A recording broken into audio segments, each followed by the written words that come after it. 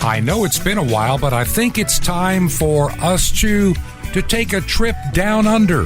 What do you think? This is Truth to Ponder with Bob Bierman. It's been quite a while since I've had as a guest on the program George Christensen. He is from Australia. That's where he lives. He's a politician. He belongs to what is called the National Party in Australia. He's been a member of Parliament basically since 2010.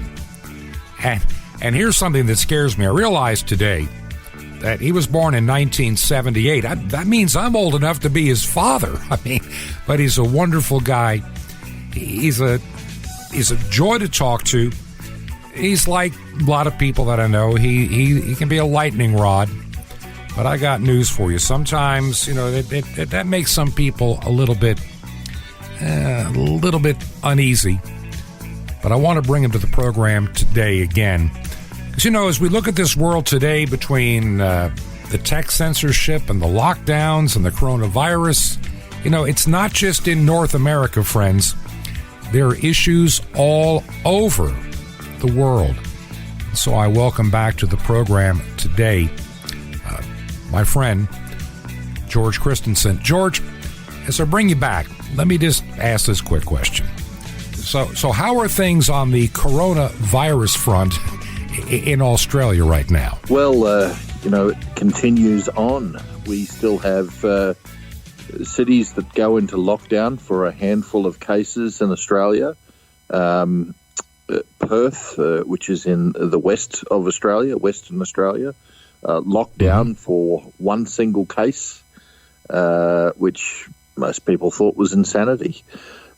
As you know, Bishop Bob, I'm actually, should I call you Bishop Bob or just Bob? It doesn't matter. Hey, listen, my listeners, I'm glad you said that, because some people have mentioned that on my personal Facebook page. I used to show the title of my office in ministry, and I've learned over the years that actually Facebook frowns upon that, and I actually had a rule against it. So in order to be, Mr. Nice Guy and comply, because it is their forum, and if, just because bishops and abbots were able to kind of sneak under the radar screen doesn't make it right. And if you look at my About Me, you can find out that I am. So, yeah, I've gone back to Bob because, as someone said, you were on radio for 50 years, long before you were on radio for a long time before ministry, and that's how many people know me, or, to this day. And because I still use Bob Bierman on the radio, that's not a problem. So George, you can call me Bishop, you can call me Bob, just don't call me late for dinner. That's all I ask. We'll try not to. Okay, well, I'll out of deference still refer to you as Bishop Bob. But look, we've had this craziness in Australia where we locked down for a handful of cases, and the latest city to lockdown is once again Melbourne, Victoria, Australia, which because of their government is just actually sadly a disgrace to the nation. Freedom's disappeared overnight once again for all of those citizens in Victoria.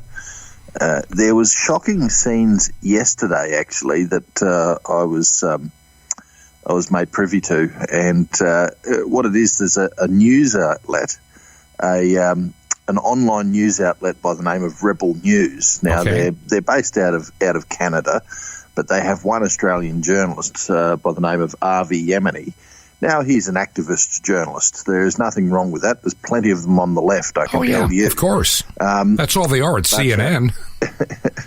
This guy is from the right, and he attempted to go to a press conference with the Premier of Victoria, which is akin to a governor in the US, and police actually escorted him out. They stopped him from attending the press conference, and they escorted him out on the direction of one of the advisors to the Premier. Wow. So that's the state of affairs over here.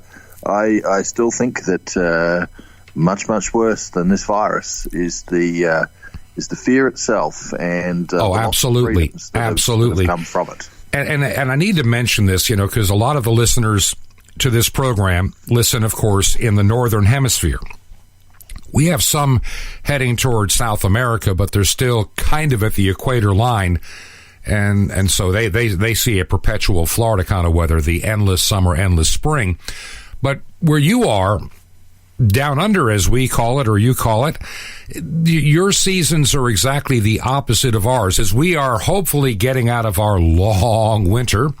And it seems to be holding on with a death grip in Texas and the Midwestern United States. You know, it's hard to believe that in just about a month from right now, month and a week and a half, is the first day of spring up here in our part of the world. Now, you don't really believe that when you live in Michigan or New Hampshire, but you will believe it if you live in Georgia, South Carolina, Alabama, the southern half of the United States. And this extreme, strange, frozen cold front coming through Texas, hard to believe in 6 weeks will be a mere memory as they're looking at budding trees. But you'll be heading toward winter. And the reason I'm pointing this out is that, you know, we had the President of the United States talking about it's going to be a cold and long winter. And I guess that was for the weather and the virus and the politics and our personal feelings, and everything was going to be a rough time. And that was what we were told. Now, you're getting ready. You're in the middle of summer and you're still locking down. And then they're trying to give us some kind of phony hope for the spring, fall, and maybe next, spring, summer, maybe next fall. So how is the summertime case numbers? And then I got a number about cases. You may or may not know the answer, but how have things actually gone there? Negligible. I mean, there has hardly been any case, hardly been any deaths, I should say. Cases, yes, you see them here and there. The numbers, I will get that to you very shortly. But look, the last death that we had was December last year. Wait a minute. December of last year was the last recorded death that you know of, and that would be considered a corona death, correct? That is correct. I think the date was the 28th of December, one death. Prior to that, we're talking about the 30th of November, one more death. Mm-hmm. So, it is not an overbearing problem in Australia. I think right now the cases are down to really negligible numbers. And I'm wondering, and I'm going to just interject this. I've been pointing out on the program that I didn't realize this until a couple of days later, and somebody alerted me, and I looked it up to double check from reliable sources to make sure. I try to be very accurate. That magically on the 20th of January, the same day that Biden was up there getting inaugurated as the new president of the United States, the WHO changed on the 20th of January the requirements to actually have a case.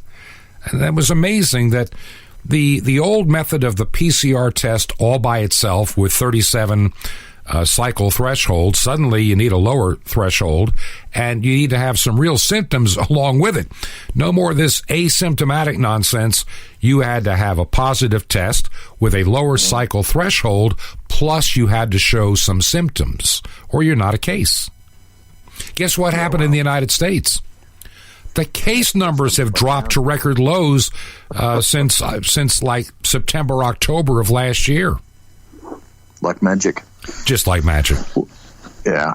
Well, in Australia, the situation has been different to that. The case numbers have dropped. Just saw the figures just then yesterday. 6 new cases. The last spike, if you could call it a spike, that we had was probably around about the start of the year. I think around about the 2nd of January, we had 35 cases, 35 new cases. So, as I said, it's negligible. And there is a reason for that. And the reason, if you fear the coronavirus and you just want to see it gone, the reason is good. If you fear the overreaction, the reason is bad. we went from a strategy in Australia of flattening the curve. You've heard that line many, many times. It was a strategy whereby you were going to basically ensure the virus didn't spread rapidly in case there was a huge problem with overwhelming our health system.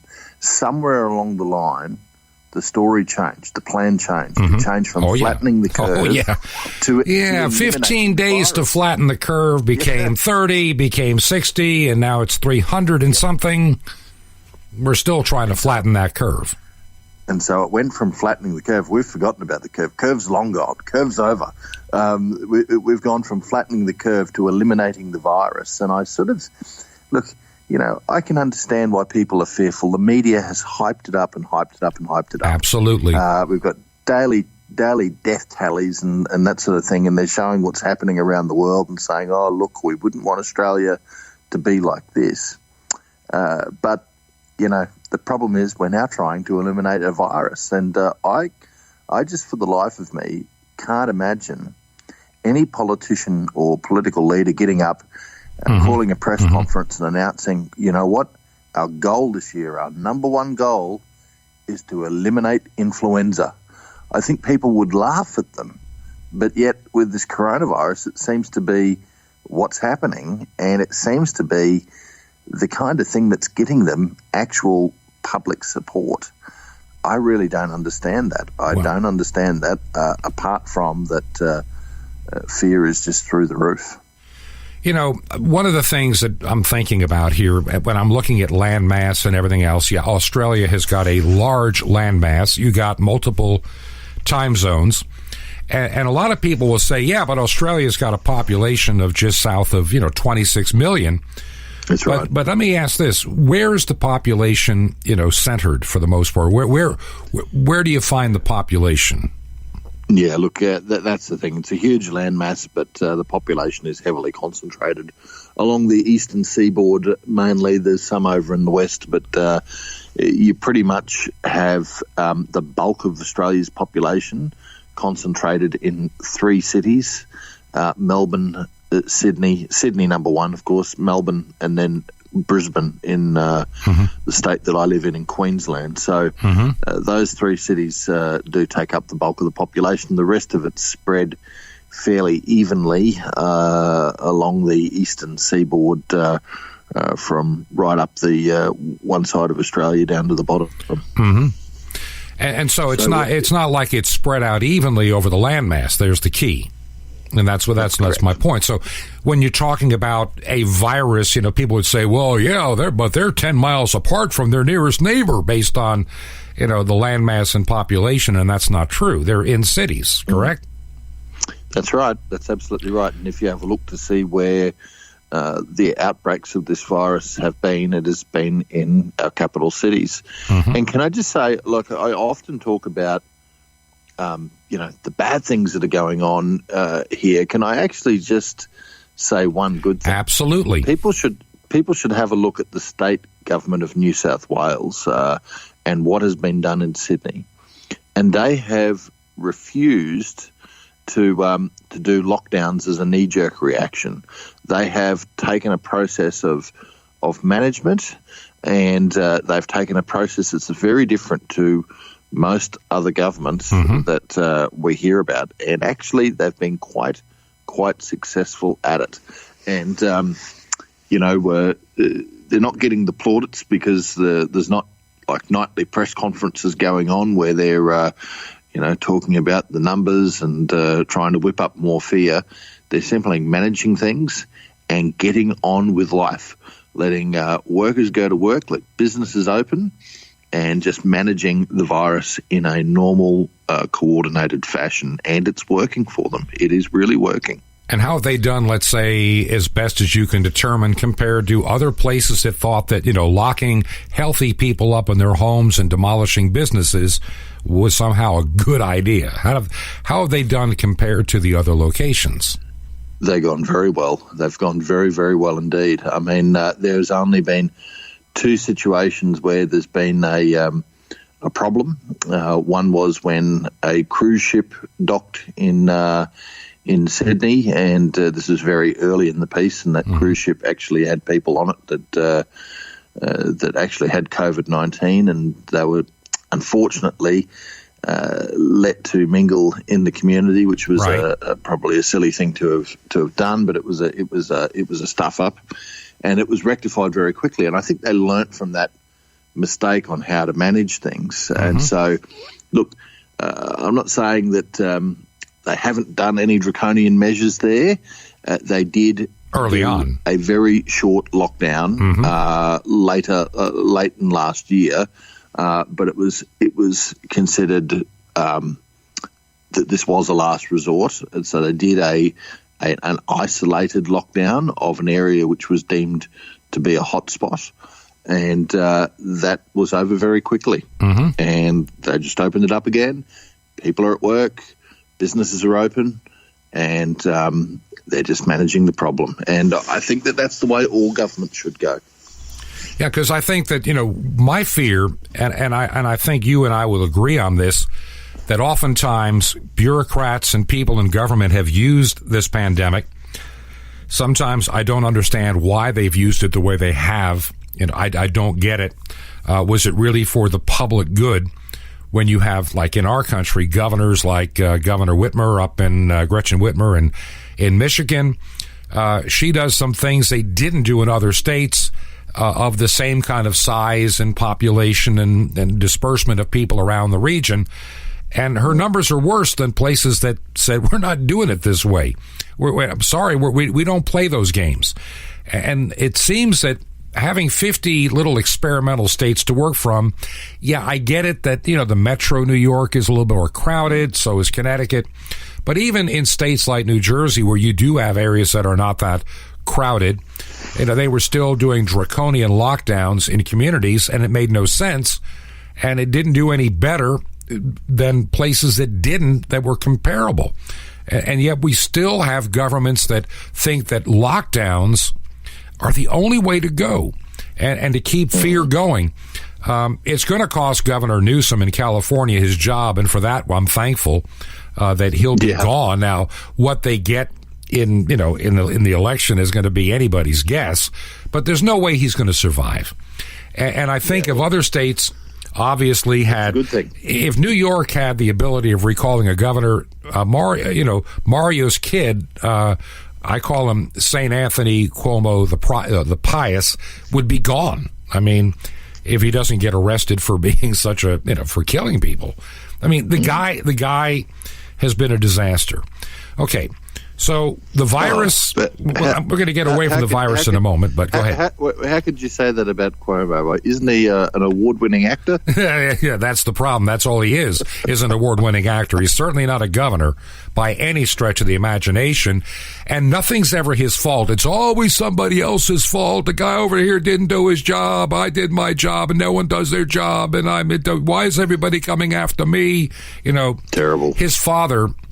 Look, I disagree with his father on a lot of policy because I was originally from New York State, and so, but I'll give Mario Cuomo some credit. Believe it or not, I'm going to give him some credit. I didn't agree with a lot of his policy, but at least as a quote good Catholic, he was actually pro-life and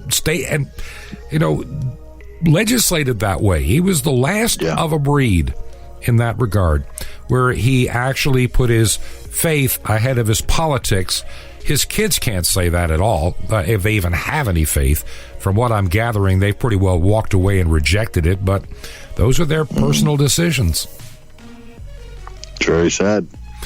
And we have the same situation in Australia where, there's a lot of our Democratic Party is called the Labor Party. It's the sort of party of the left, and a lot of the old school Labor types. They, they were staunchly Catholic. They were pro-life. They and they were for the worker. Nowadays, they're just for the trendy elites, and they're for the trendy elite causes, and they've walked away from any sort of semblance of being a sort of a Christian socialist democratic party. It's sort of gone in a very different direction. What I want to do right now, I'm going to take a quick break here, and when I come back, I want us to change gears. We've talked enough about the virus. I think I did enough of that this week early on here in the States, but I want to talk about something that I think is even a greater danger to any country that considers itself either a democracy or a republic, take your choice, or a free people that has some kind of a constitution that is supposed to guarantee basic rights. And I really want to get into the concept and the dangers of what I call the cancel culture. And I think that you've had a wee bit of that down under as well. Would that be a safe thing to say? Oh, yeah. There's been plenty of cancelling going on, and I can certainly elaborate more on that. Okay, we'll be right back. This is Truth to Ponder. I'm your host, Bob Bierman. Reminding you once again, we want to thank all those that support this work. Visit our website, which is truth2ponder.com. Truth2ponder.com. The program is heard as a podcast and also as a radio station in a good chunk of North America. We will be right back. This is Truth to Ponder with Bob Bierman. The way of the universe in a moment. Shalom Alechem. This is the nice Jewish boy, Jonathan Kahn, your Jewish connection, bringing you the riches of your Jewish roots in Jesus. Now get your pen out as fast as you can so you don't miss out on receiving a special free gift you're going to get and love in a moment. Now, God made the sun to give light. God made the rivers to give life. God made the clouds to give water. God made the trees to give fruit. God made fruit to give seed. God made seed to give birth to flowers and flowers to give perfume. So why did God make you? He made you for the same reason, to give. And that's why if you're living your life to take from this world, to get, your life is always going to be empty.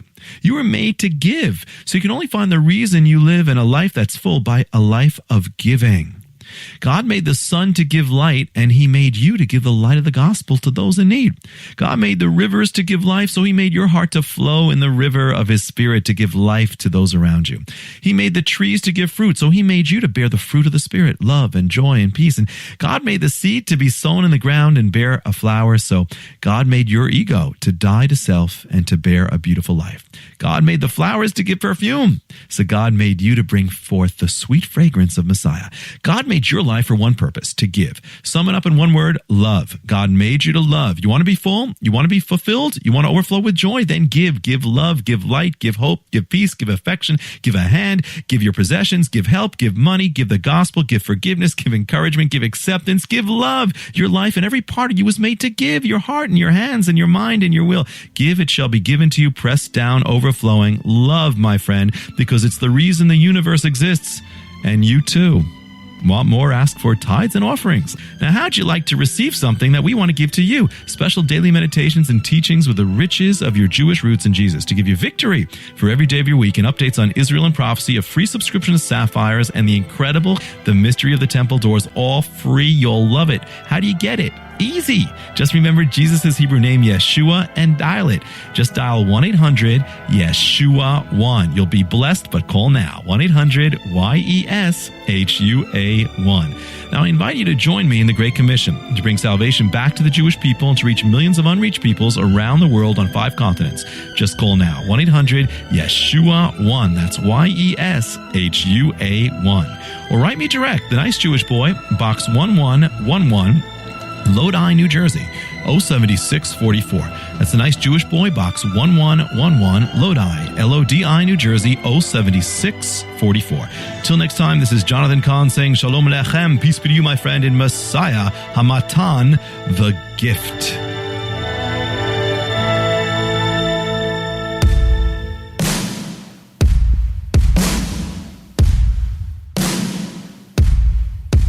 This is Truth to Ponder with Bob Bierman. And welcome back to part 2 of the program, Truth to Ponder, for this Friday and weekend edition. So glad that so many of you take the time to listen both as a podcast and as a radio program. I'm going to get back to my guest in just a moment. I want to thank those that have taken the time to write the program, whether by U.S. mail or even simply by an email.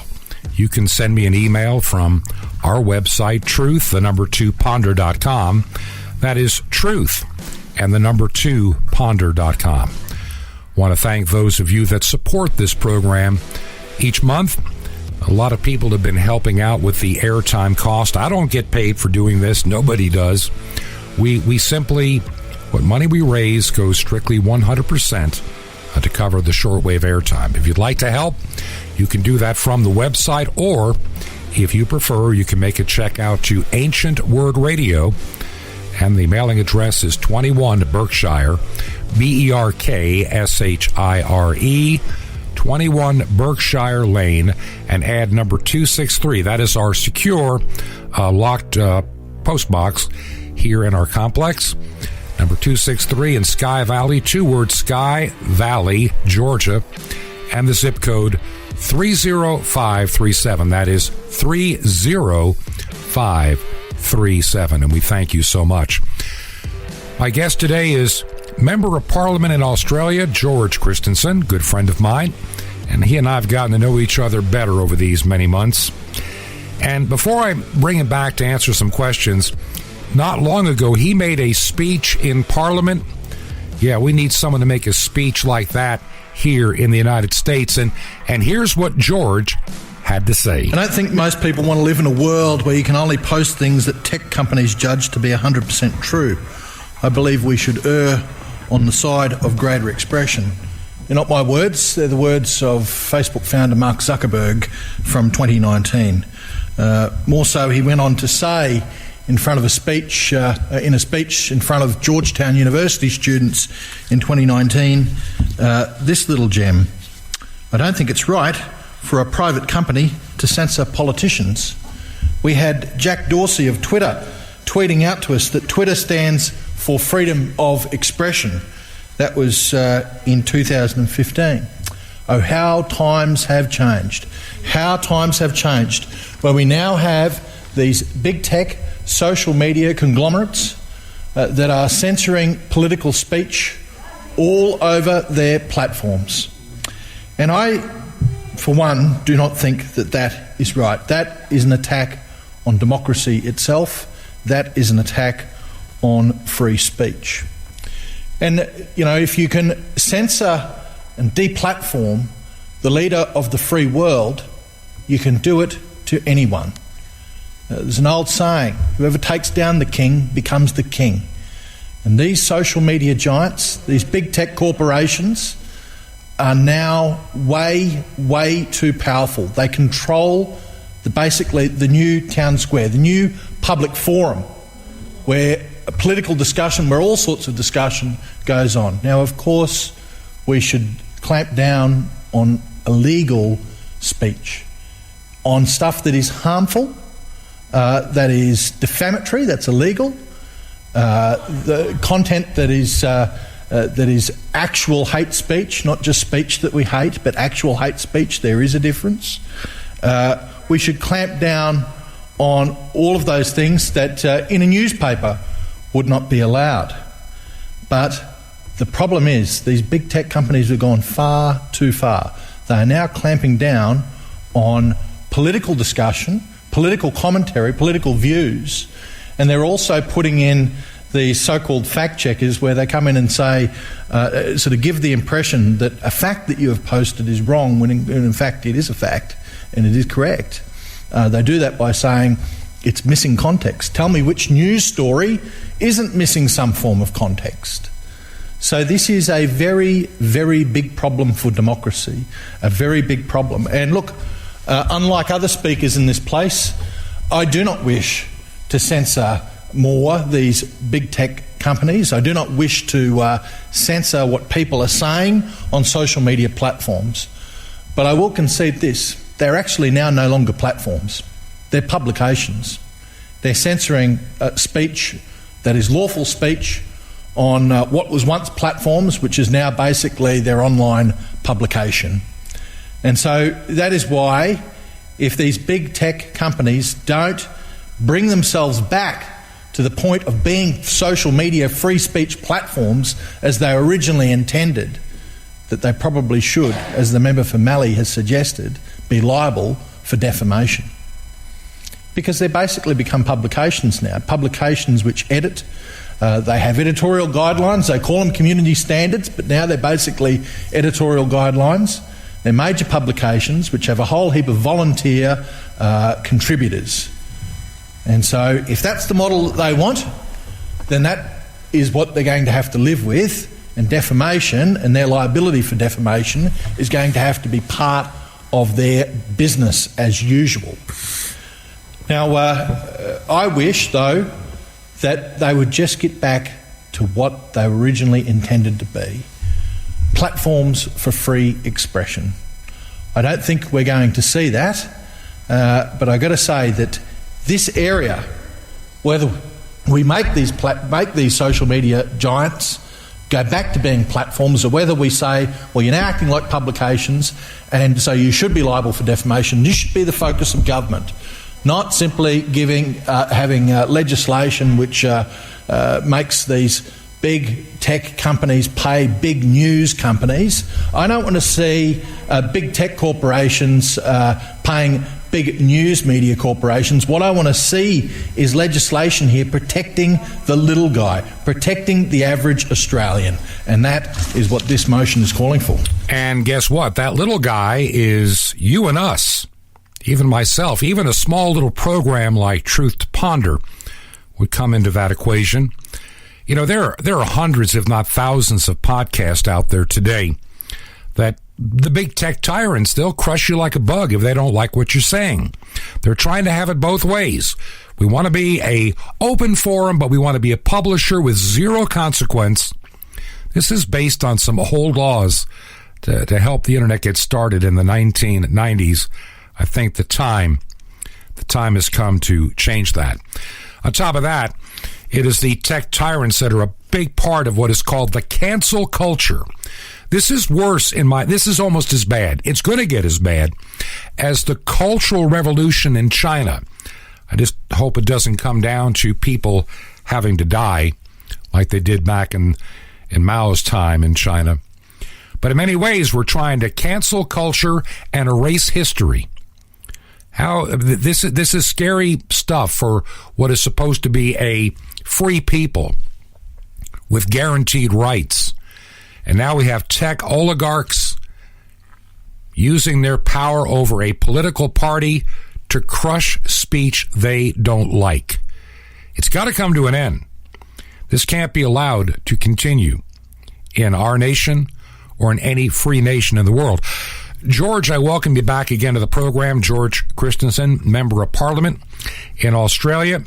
And so is the cancel culture a big deal right now in Australia? How would you put it? Well, it's playing out a lot. I gave this speech to Parliament and was talking about big tech censorship in particular, kicking people off social media platforms. Well, this very week, a friend of mine, a politician by the name of Craig Kelly, very outspoken, mainstream conservative politician, and he has been booted off Facebook.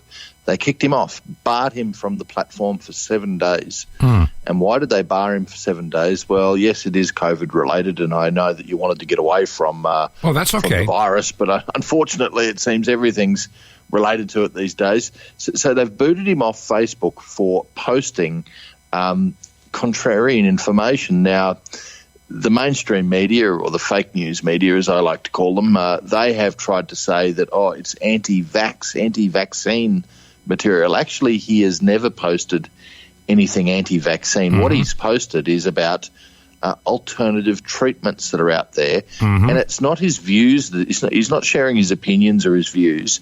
He's sharing studies, some of them, most of them actually, peer-reviewed studies. Yeah, and that's what's scary. And see, you're getting into an area that really is getting under my skin with Facebook and Twitter. I mean, I'm going to say it. If anybody ever watched Jack Dorsey in any of the hearings in the United States by the United States Senate last year, the guy stumbling around for answers, knows nothing about his platform, and he comes off to me as a guy looking for a meth hit. I mean, he looks like a meth addict.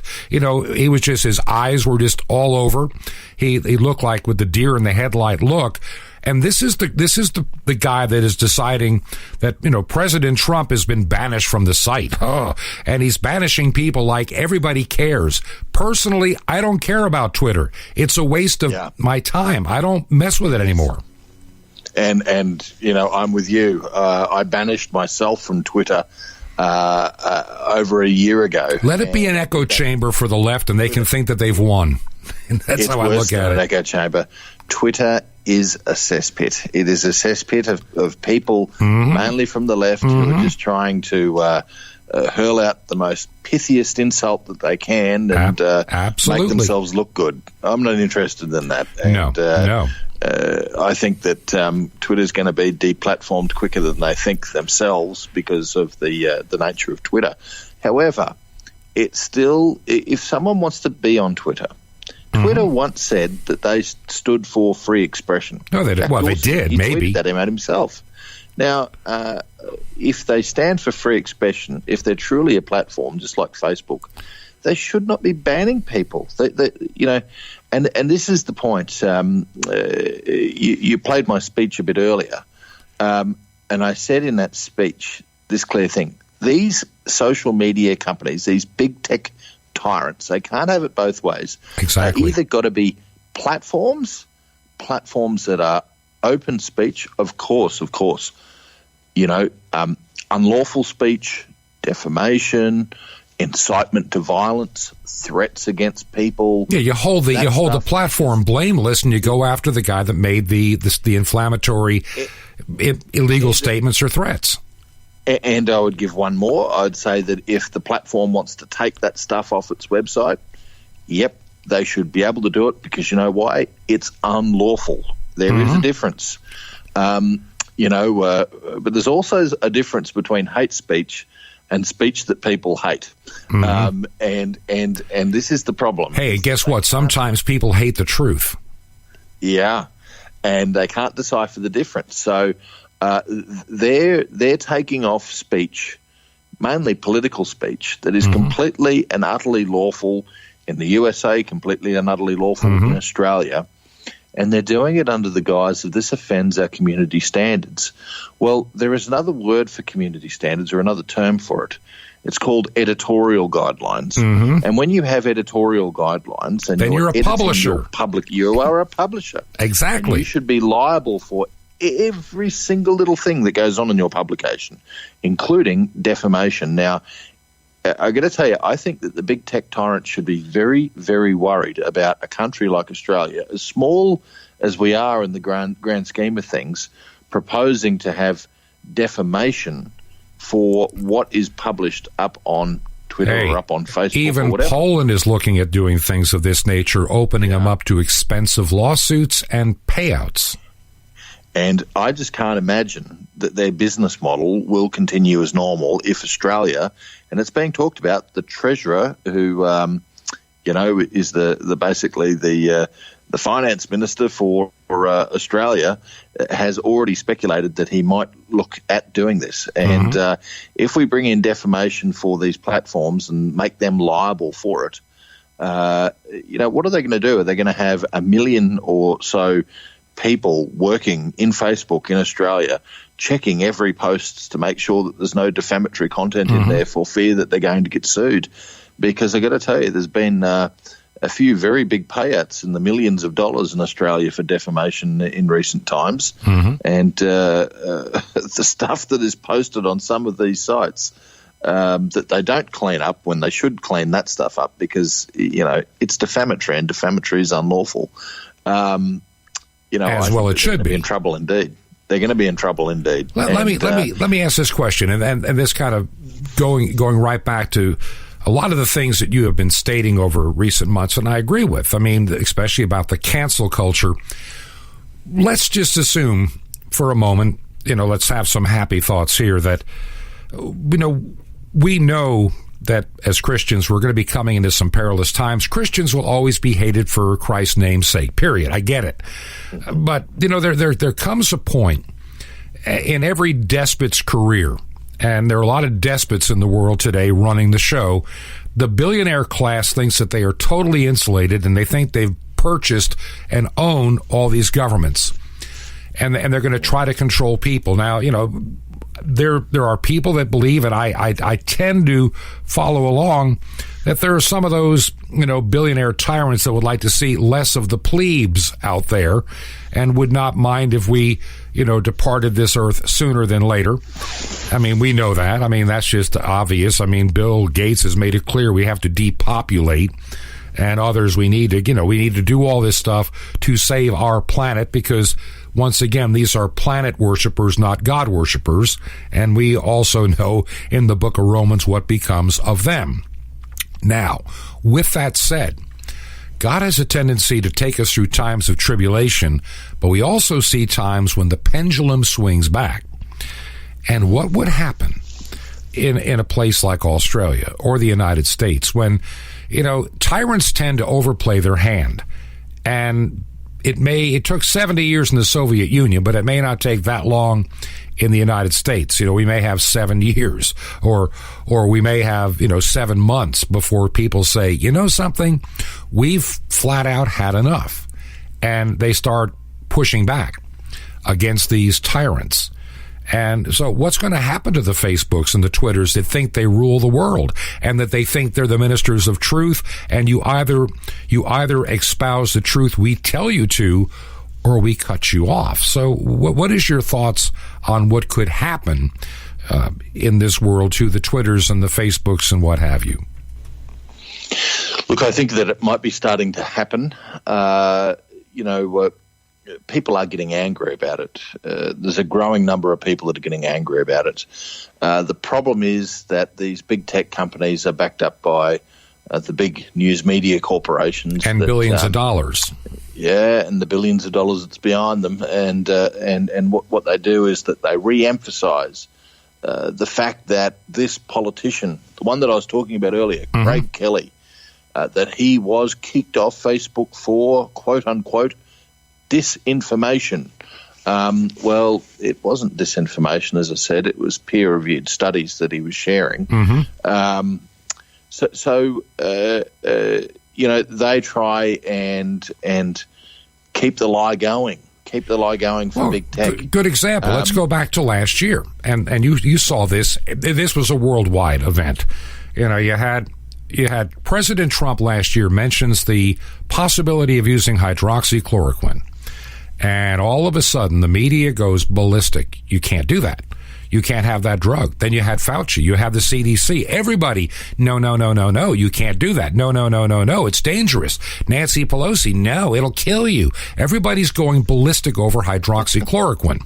Now, I happen to know a little government secret from my prior work that they started, believe it or not, in spite of all the media talking about hydroxychloroquine is bad, there's a lot of it stockpiled for the future. Now, let me explain something. As soon as Joe Biden gets in office, suddenly hydroxychloroquine is good again. How about that? Yeah.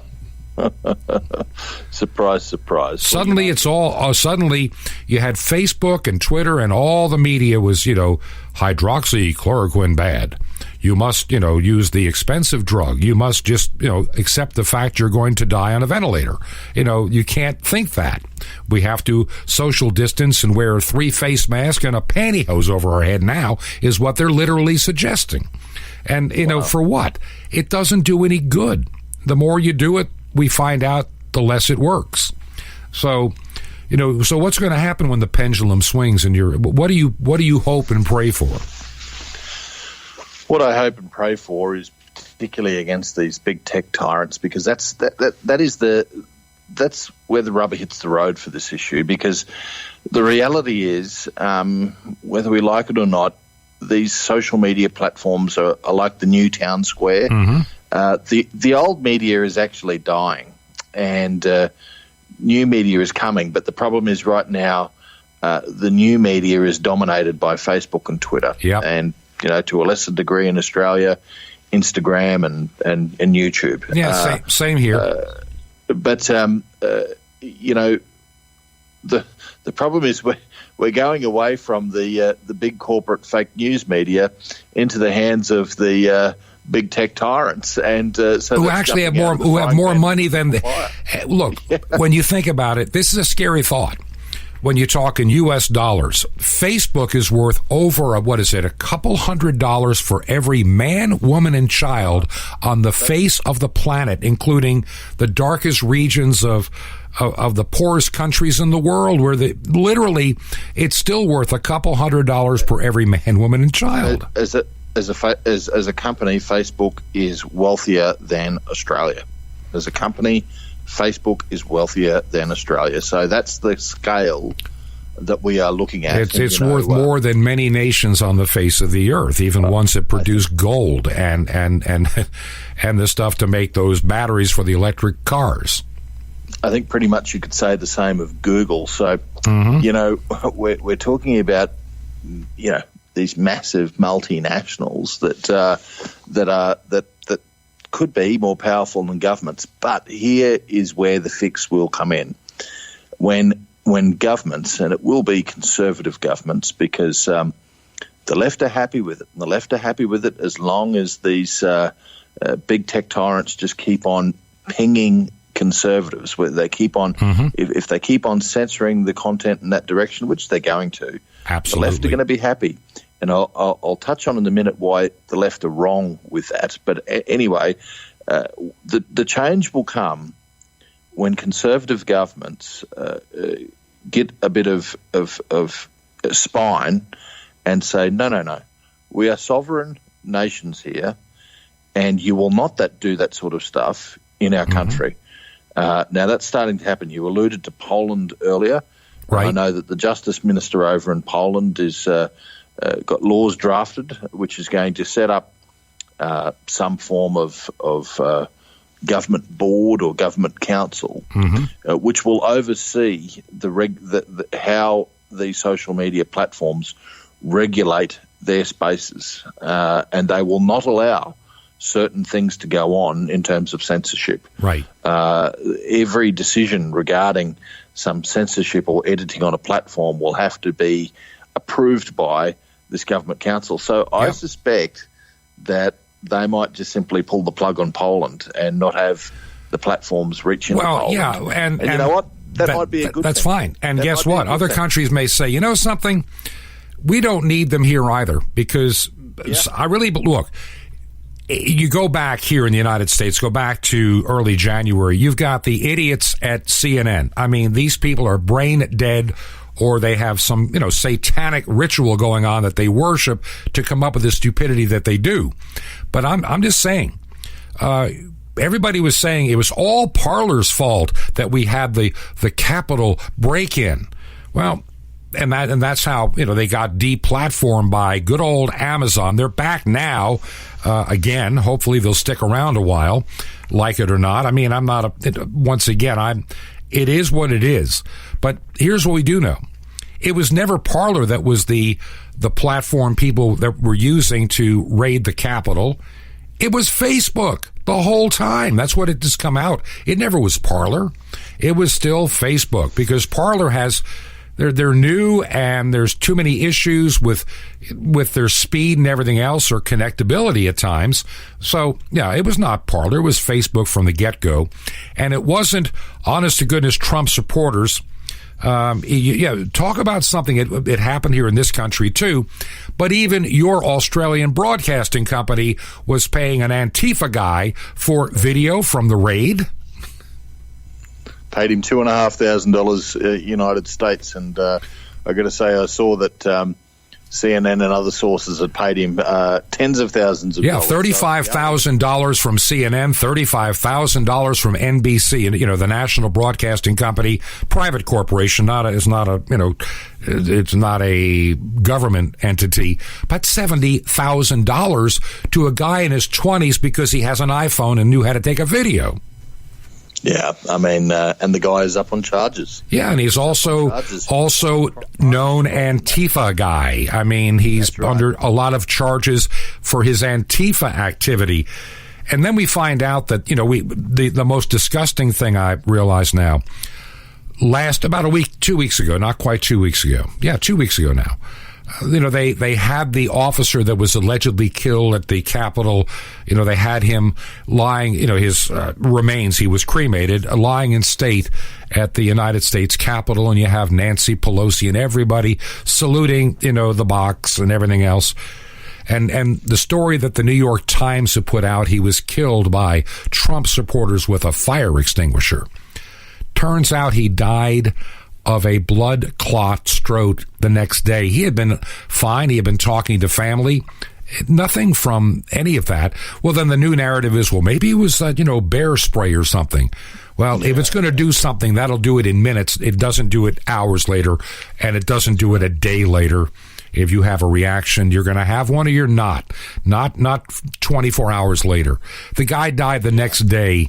And so the only people that died at that entire Trump thing were Trump supporters. So I don't want to hear, about the 5 that died. 3, by the way, died of just normal medical issues like, you get 250,000 people together in a town. The odds of somebody just dying of a heart attack is pretty significant with no activity going on. Yeah, so. That's right. And, but the lies are just unbelievable. In Australia, I've got to say that we have double the problem that the US has, because your news is already filtered through the fake news lens, and then we get it into Australia, and it goes through a double fake news lens. So the vast majority of people in Australia think that Donald Trump whipped up all these people, told them to go to the Capitol and destroy the building. When he never said it. Killing people. When he never said it. And, if you dare defend Donald Trump, you are seen as some insurrectionist or terrorist supporter here in Australia yourself. So, I get it. That's terrible. But can I just say, just on one thing I said before, the left support this sort of cancel culture stuff, support what big tech is doing, but they want to tread very, very carefully. It was only a few weeks back, if I remember correctly, that the Socialist Workers' Party of the UK, the United Kingdom, had their Facebook page removed. Now, there was also their student wing had their Facebook page removed, and there was some other small left-wing group in the US that had its Facebook page removed. At the same time, now I don't think this is a left or right issue, but the Julian Assange campaign, which to be fair, it's mainly left-wing supporters on the Julian Assange campaign. But the Julian Assange campaign had its shop removed from Facebook, where they were raising funds for their campaign. So why did all this happen? Well, Facebook come out and said, it was an error. It was our automation system. It conducted an error. Maybe not. But whatever the case, it just goes to show that the deplatforming and the cancelling doesn't just happen in one direction. When they know they've got the power to do it, they will start removing any voice that they disagree with. Because those voices may disagree with Mr. Zuckerberg or Mr. Dorsey or somebody else, involved at Google. And so, these tech tyrants think they own you and that you work for them. George, it has been great to have you again on the program today. And I, we need to do this more often. And I know the biggest problem, people say, you need to bring George back. Well, they keep forgetting the 14-hour time difference that we have to deal with in trying to do this program. And unlike me, who's retired, you actually still work for a living as a member of Parliament. So it makes it even more difficult. Any last things? We got a moment here before we need to kind of, bring today's episode and weekend episode to an end. Anything you want to add? The only thing I want to add is this, Bishop Bob. Thank you for what you are doing. I know your podcast is growing immensely. I know there's people in Australia who are listening to it as well. Oh, yeah, they are. But you are doing a tremendous amount of work for the greater good in what you're saying and the issues that you and the people you bring on your program are actually pointing to. We don't get this from many other sources. So Good on you, more power to you, and God bless. George, I want to thank you for being on the program today. And I know it's not easy for us to sometimes connect because of the time difference, as we mentioned just a little bit ago. But I like to bring you on from time to time. It gives a different perspective from another part of the world. We're told in the Scripture to pray for those in authority, those in leadership. And I know sometimes it's really not easy. I get it. I know. There are times when you see people in politics just doing just totally evil, horrible things, being totally untruthful, lying with impunity, and knowing that they're doing it and not caring, and looking after their power base for themselves, and you're just somebody to use to get from point A to point B. We call that the swamp in D.C., and let's not be deceived. It's in a lot of state houses around this country as well. It seems that government always attracts a number of people that can find a way to do well for themselves.